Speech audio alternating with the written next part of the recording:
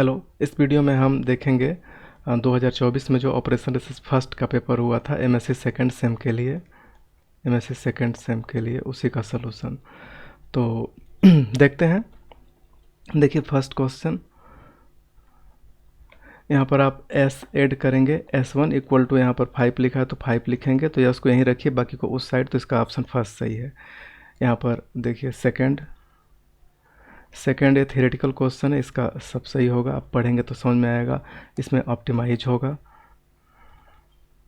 इस क्वेश्चन में जो प्रॉब्लम है, इसका जो फिजिबल रीजन बनेगा उसके बेस पर हम इसको अनबाउंडेड सॉल्यूशन कहेंगे। आप इसे सॉल्व कर सकते हैं, बहुत ही बेसिक है और इसमें कोई ज़्यादा प्रॉब्लम नहीं है। फिर हम पाँचवें क्वेश्चन में इसको आप सॉल्व करेंगे तो इसका 11 आएगा। ये ईजी है, ये भी काफ़ी इजी है। इसमें एक ट्रिक यूज करेंगे, पहले माइनस से मल्टीप्लाई कर दें तो x1 minus 3x2 laser equal to 21, और जो अनरेस्ट्रिक्टेड है, अनरेस्ट्रिक्टेड को हम बनाते हैं x1 x2 बराबर x2 dash minus x2 double dash, और ये दोनों नॉन नेगेटिव होते हैं। x2 dash x2 double dash दोनों नॉन नेगेटिव होते हैं। तो उसके बेस पर हम यहाँ पर चीज़ों को देखेंगे तो इसका ऑप्शन फर्स्ट करेक्ट होगा। ओके, नेक्स्ट देखिए, नेक्स्ट क्वेश्चन 7 है। 7 में कहा जा रहा है कि कैनोनिकल फॉर्म, तो मैक्स या मीन के लिए, मैक्स के लिए अलग हुआ, मीन के लिए अलग होगा, तो आइदर फर्स्ट या सेकंड, मतलब कि लेस और इक्वल दोनों केस बनेंगे। इस प्रॉब्लम में बेसिक सोल्यूशन पूछा जा रहा है, लेकिन किसके करस्पॉन्डिंग, x1 x2 के करस्पॉन्डिंग। तो x1 x2 के करस्पॉन्डिंग जो हमारा ये मैट्रिक्स बनेगा 1 1 2 2, ये क्या है, 1 1 2 2 में जो कॉलम है वो li नहीं है, इसलिए ये नो होगा। नाइन्थ क्वेश्चन है। नाइन्थ क्वेश्चन को अगर आप सॉल्व करें तो x2 बराबर लिखेंगे 1 minus x1, a greater or equal to 0 होगा, तो यहाँ से x1 का वैल्यू क्या होगा, 1 से कम होगा। ठीक है, अगर मैं इस दूसरे की बात करूँ तो x1 माइनस 2 बराबर x3, a greater or equal to 0 होगा, तो यहाँ से हम सॉल्व करेंगे तो ए टर्म होगा x1 greater or equal to 2। तो एक तरफ कह रहा है x1 1 से कम है, एक तरफ कह रहा है x1 ग्रेटर देन 2 है, तो 1 से कम है यहाँ पर 1, यहाँ पर 2, 2 से ज़्यादा, तो दोनों कंट्राडिक्ट कर रहे हैं, तो इसका नो होगा। ओके, 11वां क्वेश्चन, 10वां क्वेश्चन में देखिए प्रॉब्लम में है ना कि जब हम x2 को 0 करेंगे तो उस सिचुएशन में जो कॉलम बनेगा 1 1 1 1, जो कि li नहीं LD हो जाएगा। तो इसमें 3 बनते लेकिन एक रिजेक्ट हो जाएगा, तो ही 2 सोल्यूशन बनेंगे। 11वां क्वेश्चन फेमस रिजल्ट है, जो बनेगा इसका 11वें क्वेश्चन का सोल्यूशन सेकेंड हो जाएगा। फेमस रिजल्ट क्या है, ड्यूअलिटी की डेफिनेशन ही है कि ड्यूल को हम कैसे बनाते हैं, तो इसी तरीके से बनाते हैं। कांति स्वरूप फॉलो करिए, ज़्यादातर क्वेश्चन कांति स्वरूप पर बनाए गए हैं। देखिए 12 क्वेश्चन में कहा जा रहा है कि constant corresponding to artificial variable के करस्पॉन्डिंग जो कांस्टेंट होता है, हम ड्यूल में उसको छोड़ देते हैं, तो उसको रिडंडेंट का हिंदी होता है अनावश्यक है, उसको छोड़ दीजिए। ओके, नेक्स्ट प्रॉब्लम है 13 है। जब हम प्राइम ड्यूल पेयर लेते हैं और सिमेट्रिक होता है तो कैनोनिकल के फॉर्म होता है, अगर स्टैंडर्ड फॉर्म के रेस्पेक्ट में देखा जाए तो अनसिमेट्रिक होता है। 14th क्वेश्चन फेमस रिजल्ट है, यही वाला होगा। 50 क्वेश्चन में अगर प्राइमल ड्यूल, यहीं पर देख लीजिए ऊपर वाले में ही, अगर हम इस प्राइमल के प्रॉब्लम को इनफाइनाइट कर दें तो इनफाइनाइट से भी बड़ा कुछ होता है, नहीं होता है, तो उस सिचुएशन में नो फिजिबल सोल्यूशन होगा। ओके, 16 क्वेश्चन में जो होगा यही वाला दूसरा ऑप्शन इसका करेक्ट होगा। ये रिजल्ट है, अब इसमें क्या बताएं, रिजल्ट है तो रिजल्ट है। 17 क्वेश्चन को सिंपली आप इसे चाहें तो बना सकते हैं, बहुत ही सिंपल तरीके से। इसका 4 ऑप्शन करेक्ट होगा। ठीक है, फिर आगे बढ़ते हैं। 18 क्वेश्चन पैरामेट्रिक सेंसिटिव एनालिसिस का एक्सटेंशन होता है। 19 इस सिचुएशन में ये पैरामेट्रिक प्रॉब्लम है, तो पैरामेट्रिक प्रॉब्लम को जब हम सॉल्व करेंगे, उसके थियरी पढ़ेंगे, तो उसके थियरी में यहाँ पर ये लाइन लिखा हुआ है, यही पहला वाला ऑप्शन यही करेक्ट होगा। फिर 20 क्वेश्चन है। 20 क्वेश्चन को ध्यान से देखिए, का transportation problem linear programming problem का पर्टिकुलर केस है, स्पेशल केस है। 21 में देखिए बेसिक फिजिबल सोल्यूशन, ये फेमस रिजल्ट है, सब जानते हैं। इसमें क्या है, लूप बनाने के लिए कम से कम 4 चाहिए, 3 से नहीं बन पाएगा। ओके, ऑप्टिमलिटी कंडीशन, ये फार्मूला यूज करते हैं, ये फार्मूला यूज करते हैं, लेकिन इस तरीके से यूज नहीं करते हैं, ठीक है। कभी कभी ऐसे भी यूज कर लेते हैं, कभी कभी देखिए जब ऐसे यूज करेंगे तो हम नेगेटिव ढूंढते हैं, ध्यान दीजिएगा। ऐसे यूज करते हैं तो नेगेटिव, जब हम इसको उल्टा यूज करेंगे यू आई प्लस भी जे के साथ माइनस सी आई जे, ठीक है, सी आई जे, ये सिचुएशन होता है उस तरीके का, जेड जे माइनस सी जे के तरह का। तो इस सिचुएशन में हम इसको पॉजिटिव और मैक्सिमम ढूंढते हैं, ठीक है। अगर ऐसा सिचुएशन रहेगा तो इसको पॉजिटिव और मैक्सिमम ढूंढेंगे, जब ऐसा सिचुएशन रहेगा तो नेगेटिव ढूंढेंगे। तो फिलहाल यहाँ पर ये सही है। आगे एक क्वेश्चन और दिया है जिसमें कि ये टर्म हम यूज करेंगे। ये आप कांति स्वरूप की बुक को फॉलो करेंगे तो उसका थियरी में ऐसा लिखा हुआ है। देखिए यहाँ पर जो प्रॉब्लम है 24 प्रॉब्लम में बताया जा रहा है कि ट्रांसपोर्टेशन प्रॉब्लम का जो हम लोग सलूशन निकालते हैं, C1 किसके करस्पॉन्डिंग है, नॉर्थ वेस्ट के करस्पॉन्डिंग, C2 किसके करस्पॉन्डिंग है, लोवेस्ट कास्ट के, वोगल अप्रॉक्सीमेशन के करस्पॉन्डिंग C3 है। तो एक्चुअली जो नॉर्थ वेस्ट के करस्पॉन्डिंग सलूशन निकलता है वो सबसे ज़्यादा होता है, और उससे कम होता है वेस्ट के, लोवेस्ट कास्ट मेथड के करस्पॉन्डिंग, और सबसे कम आता है वोगल अप्रॉक्सीमेशन। तो ए वाला ऑप्शन सही है। 25वां क्वेश्चन यहाँ पर दिख रहा है कि हम लोग बेसिक फिजिबल सोल्यूशन वोगल अप्रॉक्सीमेशन से सॉल्व करते हैं। मोडी मेथड तो ऑप्टिमैलिटी के लिए यूज किया जाता है। ए वाला ऑप्शन पहले से मैं बता चुका हूँ, पहले वीडियो में आप देख सकते हैं, उसमें एक्सप्लेन किया गया है, काउंटिंग पर बेस्ड है। असाइनमेंट प्रॉब्लम में designed and solved as transportation problem, maximization problem भी आता है असाइनमेंट में, और रो कॉलम बराबर भी होते हैं, इक्वल भी होते हैं, तो इसका ऑप्शन 4 सही होगा। 28 क्वेश्चन है। 28 क्वेश्चन में ये नॉन नेगेटिव है और एक्स आई क्या होता है, 0 या 1 और बराबर 0 है, तो ये ऑप्टिमल केस को रिप्रेजेंट करता है। इसको ज़्यादा अच्छे समझने के लिए आपको कांति स्वरूप में थियरी पढ़ना पड़ेगा, थियरी में क्लियरली लिखा है और उसको समझाया भी है। तो 29 बाई एडिंग ए न्यू, देखिए अगर हम नया वेरिएबल को ऐड करते हैं तो उसका कास्ट कुछ रखेंगे तब ना, तो नॉन जीरो रखेंगे तभी चेंज लाएगा, अदरवाइज नहीं चेंज लाएगा। 30 क्वेश्चन है। 30 क्वेश्चन में प्रॉब्लम है कि 1 3 जो आ रहा है 1 3 ये ऑप्टिमल सोल्यूशन यहाँ पर दिया गया है, लेकिन एक कांस्टेंट बढ़ा दिया, ठीक है। तो ये कांस्टेंट बढ़ाने से फिजिबल रीजन छोटा भी हो सकता है, बड़ा भी हो सकता है, नहीं बड़ा होने के चांस नहीं, छोटा भी ही हो सकता है। तो उस छोटा बड़ा दोनों हो सकता है जैसा सिचुएशन रहा। तो अगर ये जो सलूशन आ रहा है इसमें पुट करने पर अगर इसको संतुष्ट कर रहा है तब तो ये भी फिजिबल रीजन में ही आ रहा है, तो उस सिचुएशन में कोई चेंज नहीं होगा, ठीक है। तो भर के देखते हैं 1 3 भरेंगे तो 3 दूना 6 7 8 से कम ही है, तो नो चेंज। 31 क्वेश्चन ये जो प्रॉब्लम है ये सेंसिटिव एनालिसिस से बेस्ड है, तो सेंसिटिव एनालिसिस पर है, तो उसकी अब थियरी देखेंगे तभी समझ में आएगा, इसका कि थर्ड ऑप्शन करेक्ट है, ठीक है। अगर इसके बाद में 32 प्रॉब्लम बहुत ही इजी है ये असाइनमेंट प्रॉब्लम, इसे आप हल करिएगा, इसका ऑप्शन सेकंड होगा। 33 प्रॉब्लम इस प्रकार का प्रॉब्लम है कि इसमें अभी जस्ट मैं कुछ समय पहले डिस्कस किया था, जब ऐसा सिचुएशन होता है तो जो डेल्टा आई जे है ना, ये जेड जे माइनस सी जे के कंसेप्ट पर है। तो यहाँ पर थियोरेटिकली कांति स्वरूप की बुक फॉलो करिए, उसमें एक्सप्लेन किया गया है कि हम उसको पॉजिटिव या मैक्स यूज करते हैं। 34 इटरेटिव मेथड यहाँ पर जो दिया गया है, ठीक है। Iterative method for finding solution transportation problem किस मेथड से आता है, तो इटरेटिव मेथड जो हम बार बार सॉल्व करते हैं वो है मॉडिफाइड डिस्ट्रीब्यूशन मेथड, मोडी मेथड। हंगेरियन में क्या करते हैं, हंगेरियन में तो असाइनमेंट प्रॉब्लम सॉल्व करते हैं। A and B denote the total supply and total demand, तब ट्रांसपोर्टेशन प्रॉब्लम को सॉल्व करने के लिए दोनों बराबर होना चाहिए। 36 में है कि द मैट्रिक्स मिनिमम मेथड से बेसिक सोल्यूशन निकालना है।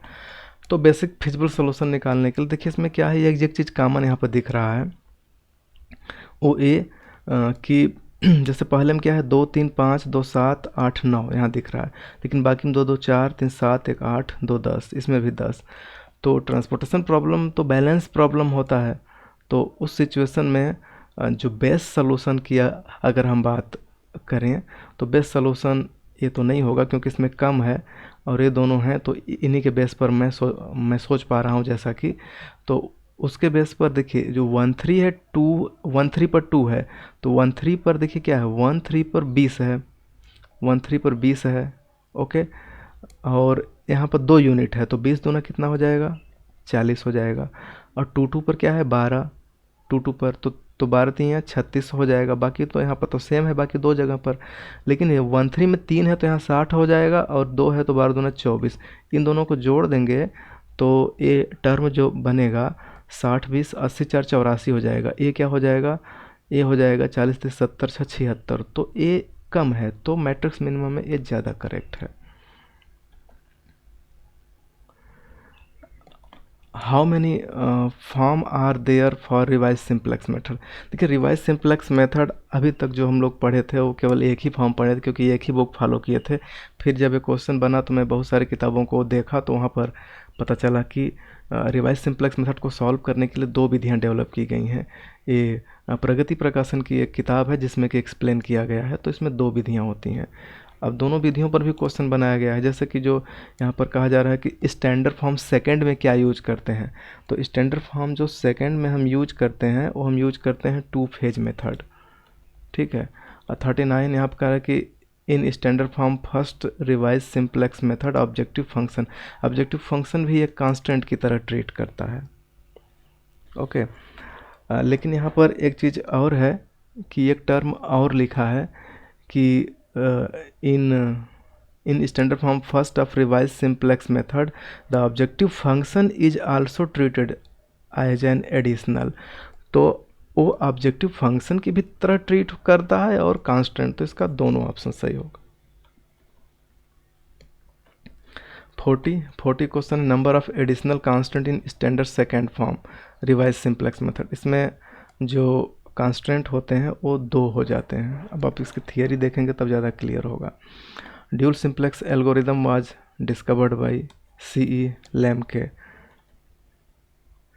The advantage of dual simplex algorithm is, ये क्या काम करता है, it start with basic feasible solution, artificial variable involves in it, no artificial variable.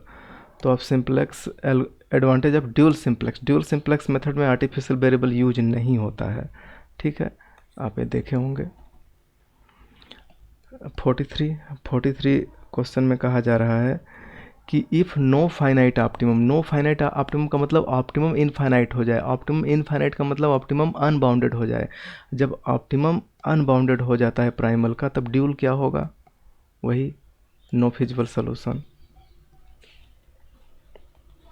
ठीक है। फिर हम यहाँ 44 क्वेश्चन को ध्यान से देखते हैं।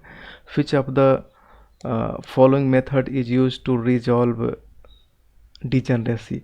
तो जो कॉर्नर लिखा है ना, ये कॉर्नर की स्पेलिंग यहाँ पर गलत है, ये होना चाहिए कार्नेज। ओके,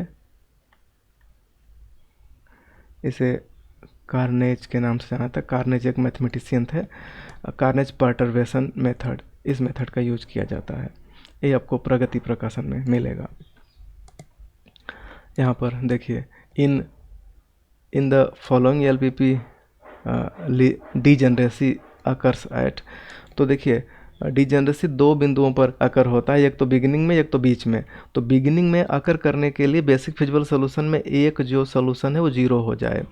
तो जैसे यहाँ पर अगर बेसिक फिजिबल सोल्यूशन यहाँ पर S1 करेंगे, यहाँ पर S2 करेंगे, तो S1 S2 का सोल्यूशन लेंगे, तो S1 S2 का जो सोल्यूशन बनेगा ना वो बनेगा 3 और 0। शुरू में ही 0 आ गया, शुरू में 0 आने से डिजनरेसी हो गया, तो ये इनिशियल स्टेज पर ही इसकी डिजनरेसी बन जा रही है।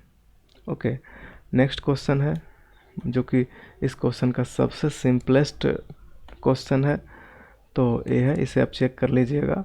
आसान है चेक करना, आप साइड में यहाँ पर लिखिए 4 5 और फिर 3 2 और मल्टीप्लाई करिए। मल्टीप्लाई करेंगे 1/2 यहाँ रखेंगे, तो इसका मल्टीप्लाई करेंगे 3 चौका 12 और यहाँ क्या है 5 15। एक सेकंड में कुछ गड़बड़ लिख रहा हूँ क्या, 4 3 और 2 4 5 2 3 है ना, 2 3। ओके, तो 3 चौका 12 5 दूना 10, 2 हुआ। बाकी इसका यहाँ पर मल्टीप्लाई करें 3 5 15 5 15 0। दूसरे का करेंगे -8 8 0 और यहाँ पर करेंगे तो ये हो जाएगा 2, काट देंगे तो आ जाएगा आइडेंटिटी, तो ये सही है।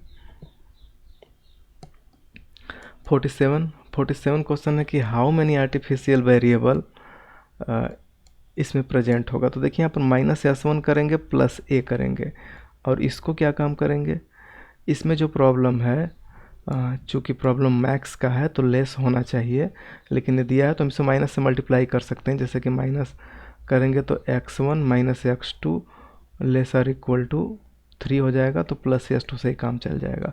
तो केवल एक आर्टिफिशियल वेरिएबल की यहाँ पर ज़रूरत पड़ेगी। 48 क्वेश्चन को ध्यान से देखिए, बहुत ही इंटरेस्टिंग है।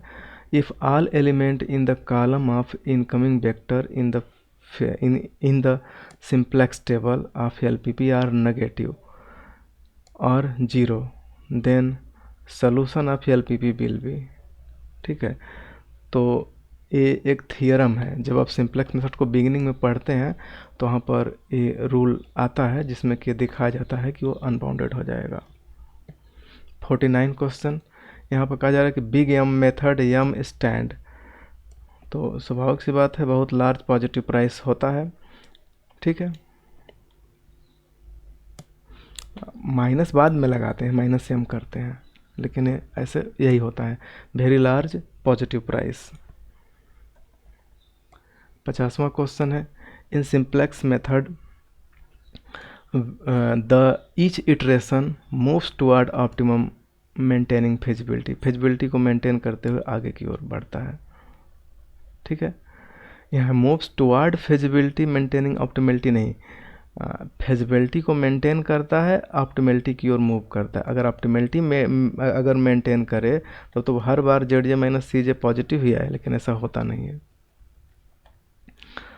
51 क्वेश्चन देखिए। 51 क्वेश्चन है कि कहा जा रहा है कि अगर Z1 सोल्यूशन है और नेक्स्ट टेबल में Z2 है तो मैक्स का प्रॉब्लम है। प्रॉब्लम कहाँ पर दिया है मैक्स का, जनरली यहाँ पर in the solution of LPP। देखिए LPP जब बनाया गया है तो उसे मैक्स के ही रेस्पेक्ट में देखते हैं, तो इस सिचुएशन में ही वाला ऑप्शन सही होगा। और ये भी ऐसे होना चाहिए Z2। ओके, नेक्स्ट क्या है, 52 क्वेश्चन है। हाफ तो ये कॉन्वेक्स होता है, ये बहुत ही ऑब्वियस है। इसमें कॉन्वेक्स की डेफिनेशन पहला दूसरा दोनों है, तो आप इसे टिक करेंगे बोथ। ओके, इसमें कहा जा रहा है कि नॉट कॉन्वेक्स, तो यही कॉन्वेक्स नहीं है, बाकी तो कॉन्वेक्स ही है।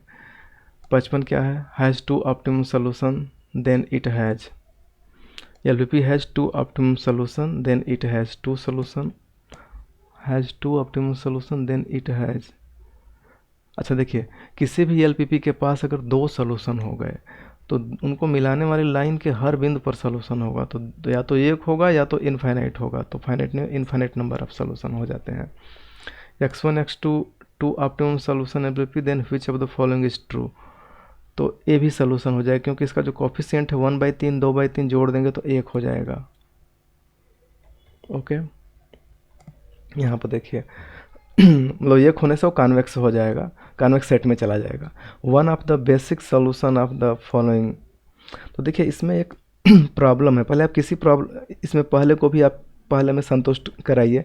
बेसिक सोल्यूशन की बात कर रहा है तो मतलब 3 वेरिएबल हो तो एक को हम 0 करेंगे। क्वेश्चन ऑप्शन आंसर के हिसाब से एक को 0 कर चुका है फर्स्ट को, तो फर्स्ट को 0 कर चुका है, तो हम सेकेंड और थर्ड के बारे में सोचेंगे। तो 1 8 पुट करेंगे तो ये तो कभी नहीं आएगा, 1 में से 8 घटाएंगे तो 9, 8 में से 1 घटाएंगे तो भी नहीं आएगा, 4 में से 5 घटाएंगे तो भी नहीं आएगा, 5 में से 4 तो भी, तो ये गलत दिया है, यहाँ पर ए होना चाहिए। और इसको अगर आप करके देखेंगे तो उस सिचुएशन में इसका जो आंसर आएगा ये सेकंड, यहाँ पर लास्ट वाला 4 5 बनता है। तो टाइपो मिस्टेक है, यहाँ पर प्लस होना चाहिए, प्लस रहेगा तभी ए वाला आंसर आएगा, क्योंकि इस सिचुएशन में 4 5 जो बनेगा 4 5 9 होगा, और यहाँ पर -5 भरेंगे, और 4 3 12, 12 में से -5 तो 7, तो ये करेक्ट है। तो यही वाला ऑप्शन करेक्ट होगा, बशर्ते यहाँ टाइपो मिस्टेक है, यहाँ पर प्लस होना चाहिए। तो अगर इस तरीके से देखा जाए तो ये क्वेश्चन गलत है। अगर इस पर कोई क्लेम करेगा तो उसको फुल मार्क मिलेगा, अगर वो अटैम्प्ट किया होगा तो। 58 question, the scientific method in operation research consist of judgement, research, action सभी होंगे इसमें। 59 क्या है, branch and bound method used, all integer programming problem, mixed integer दोनों के लिए यूज कर सकते हैं। गोमरी फ्रैक्शनल कट किसके लिए यूज किया जाता है? इंटीजर प्रोग्रामिंग प्रॉब्लम में यूज होता है। EOQ क्या है? EOQ ए इन्वेंट्री कंट्रोल से प्रॉब्लम लिया गया है, ठीक है। तो हम यहाँ पर इकोनॉमिक ऑर्डर क्वांटिटी, तो ये चूँकि हम अपने स्टूडेंटों को यहाँ पर पढ़ा नहीं पाए थे लास्ट में, तो इसके बस जो थियरी है, थियरी से बेस्ड क्वेश्चन है, एक दो क्वेश्चन न्यूमेरिकल भी हैं, तो उनको बस हम टिक कर देते हैं कि ये आंसर होगा। जब अगली बार पढ़ाएंगे तो एक्सप्लेन करेंगे कैसे होगा। तो इसका ऑप्शन फर्स्ट होगा। क्वांटिटी विच यहाँ पर 62 का जो यहाँ पर क्वेश्चन है, ऑल ऑफ द एबव होंगे। यहाँ इस क्वेश्चन को आप सॉल्व करेंगे तो इसके 240 उत्तर आते हैं। इसमें फार्मूला कौन सा यूज होगा? इन लास्ट वाला फार्मूला यूज होगा। ये जो फार्मूला है इसी को थोड़ा मॉडिफाई करके यूज करते हैं। तो जो 65 की बात करते हैं तो इसका पहला ऑप्शन सही होगा। और यहाँ जो टर्म है, ये जो लिखा हुआ है 64 को आप जब सॉल्व करेंगे तो इसका सेकंड वाला ऑप्शन ज़्यादा करेक्ट है, मतलब यही करेक्ट माना जाएगा। असाइनमेंट प्रॉब्लम है, आप इसे कर सकते हैं, ठीक है। फिर यहाँ देखिए 66 प्रॉब्लम में ऑर्डर यहाँ पर किया जा रहा है, तो ये इसका आंसर मिनिमम होगा। 67 में दोनों, what is the important in inventory control, तो how much order, when should order, दोनों ये करेक्ट है। 68 which of the following is related to the inventory control, production cost, stock out cost, revenue cost, सभी के सभी होंगे। 69 LBP set to be integer programming problem if at least one variable need to be integer, यही इसका सही होगा। फिर हाँ 70 क्वेश्चन है। 70 क्वेश्चन में अगर आप इसको ध्यान से देखेंगे तो सब जगह गलत टाइपो है। देखिए 21 दो बार थोड़ी ना भरेंगे, हर में यही टाइप किया गया है, ठीक है। तो इसका करेक्ट आंसर मैं लिख दे रहा हूँ, जो कि मैं अपने सॉल्व किया हूँ। और यहाँ पर है x13 इक्वल टू यहाँ पर होगा 10, x22 इक्वल टू 15 होगा, और x31 इक्वल टू 20 होगा, x31 इक्वल टू 20 होगा। उसके बाद x33 20 होगा, x33 20 होगा।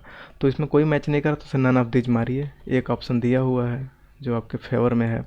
Optimum solution of transportation problem exist only if it is balance, always थोड़ी ना एग्जिस्ट करता है, थियरम है भाई, ठीक है। और जो अनबैलेंस्ड को बैलेंस बनाते हैं तो अंत में बैलेंस बना के ही सॉल्व करते हैं ना, अदरवाइज तो नहीं हो पाएगा सॉल्व।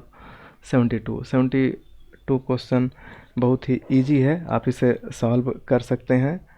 तो हम इसका बस ऑप्शन दे दे रहे हैं, इसका ऑप्शन फर्स्ट करेक्ट होगा। बाकी 73 पैरामेट्रिक प्रोग्रामिंग प्रॉब्लम जो यहाँ पर दिख रहा है, इन्वेस्ट करता है effect of change in CJ and BJ और AIJ पे में भी।